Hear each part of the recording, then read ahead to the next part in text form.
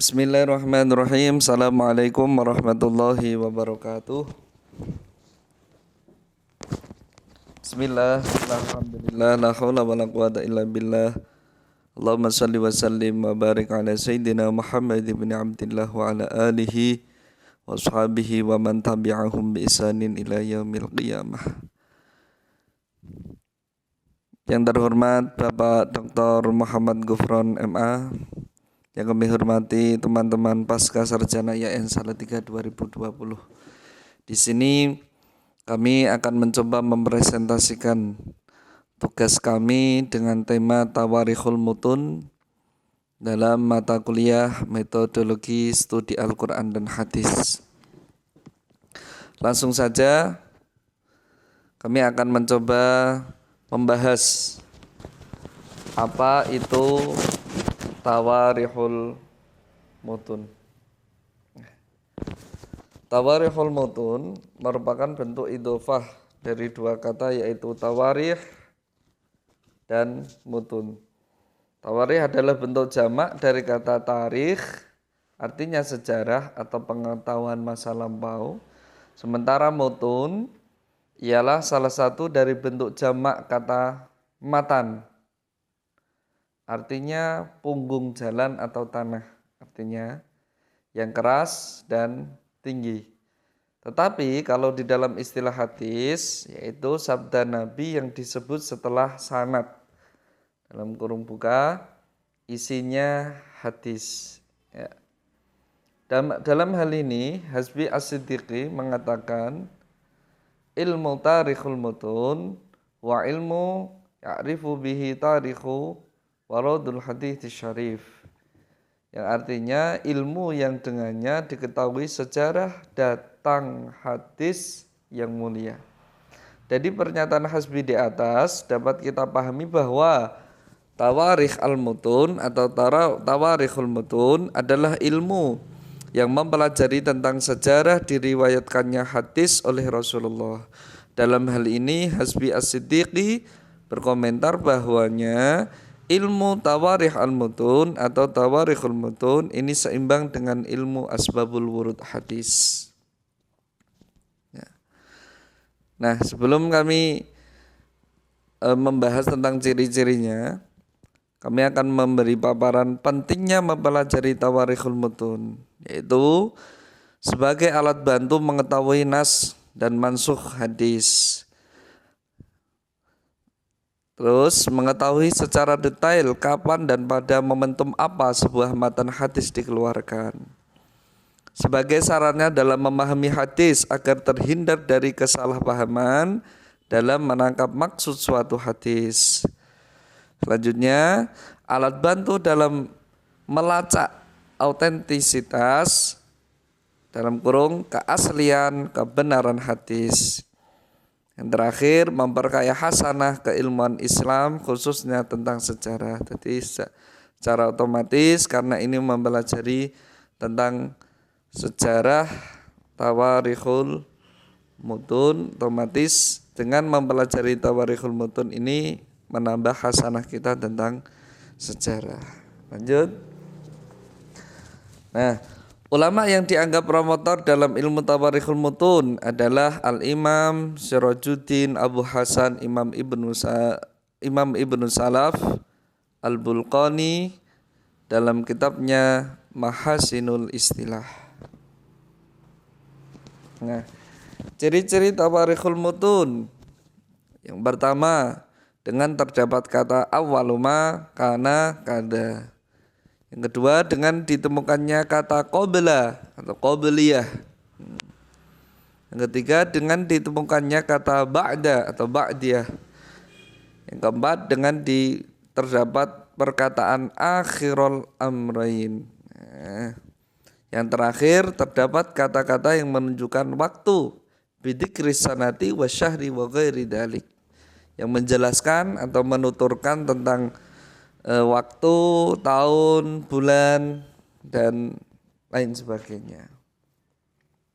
Nah, ini sebagai contoh tadi. Yang pertama, terdapat kata awaluma kana kada. Permulaan yang terjadi adalah begini. Awaluma, nah, dapat dilihat langsung. Awaluma budiya bihi Rasulullah sallallahu alaihi wasallam minal wahyi ru'ya sholihah. Ini penggalan hadis yang kami ambil dari hadis riwayat Bukhari Muslim. Peristiwa awal yang dialami oleh Rasulullah sallallahu alaihi wasallam saat pertama kali menerima wahyu adalah mimpi yang baik. Nah, terdapat kata awwaluma. Nah, ini sebagai ciri-ciri dari tawarihul mutun. Yang kedua, terdapat kata qabla atau sebelum. Nah, ini ada sebelah hadis.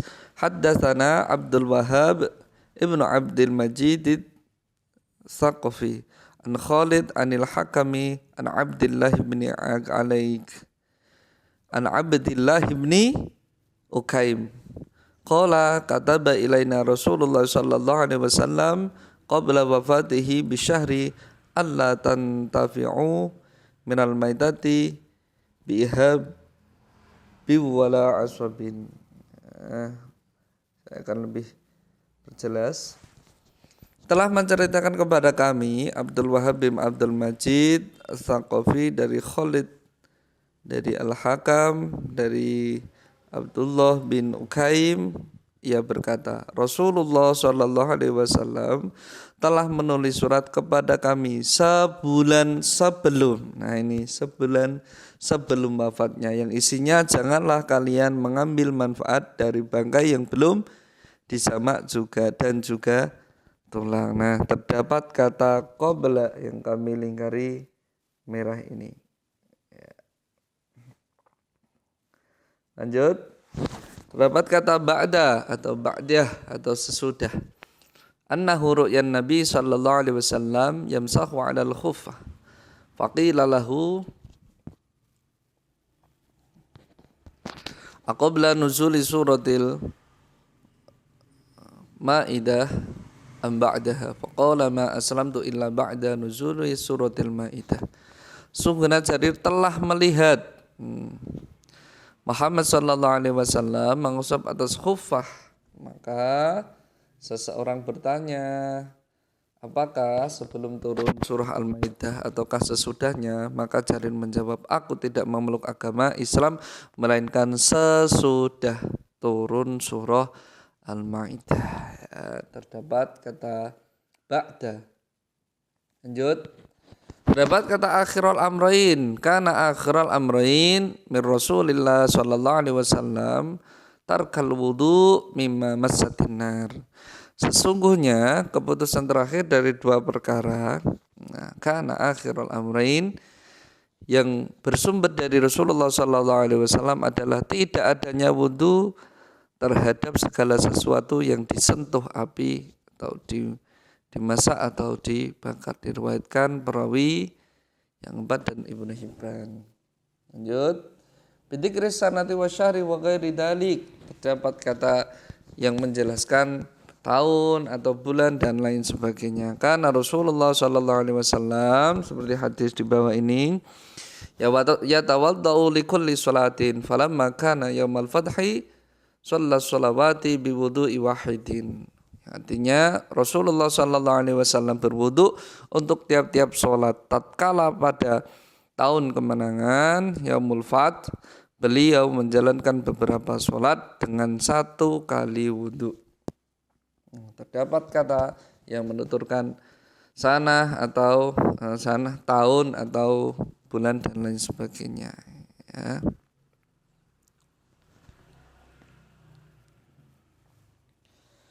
Penutup. Dari pembahasan di atas dapat kita pahami bahwasannya ilmu tawarikh al-mutun atau tawarikh ini kok tawarikh al-hadis. Yang benar tawarikhul mutun atau tawarikh al-mutun merupakan salah satu cabang ilmu dalam ilmu hadis yang khusus membahas pada persoalan matan. Tidak semua hadis dapat dilakukan pelacakan tentang kapan hadis tersebut disampaikan oleh Nabi kepada umatnya. Ilmu tawarikh mutun adalah ilmu yang mana dengan dia bisa diketahui akan sejarah datangnya hadis Nabi yang mulia. Objek sasaran ilmu ini merupakan tarikh dalam kurung sejarah, kapan suatu matan hadis disabdakan oleh Rasulullah sallallahu alaihi wasallam, letak perbedaannya dengan asbabul wurud adalah jika ilmu asbabul wurud hadis itu titik beratnya membahas tentang latar belakang dan sebab lahirnya hadis, sementara ilmu tawarikh mutun menitik beratkan pembahasannya kepada kapan atau di waktu apa hadis itu diucapkan atau perbuatan itu dilakukan oleh Rasulullah Shallallahu Alaihi Wasallam. Nah, sekali lagi kalau asbabul wurud yang dibahas titik beratnya adalah latar belakang sebab lahirnya hadis.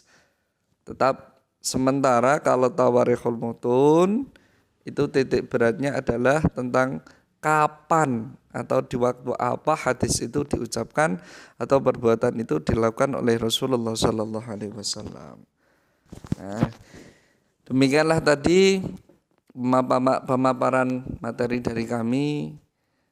Banyak kekurangannya, kami mohon maaf sebesar-besarnya. Terima kasih. Kritik dan saran sangat kami butuhkan dalam hal ini. Sekian dari kami tutup dengan bacaan penutup majelis. Subhanakallahumma wa bihamdik, asyhadu an la ilaha illa anta, astaghfiruka wa atubu ilaik. Assalamualaikum warahmatullahi wabarakatuh.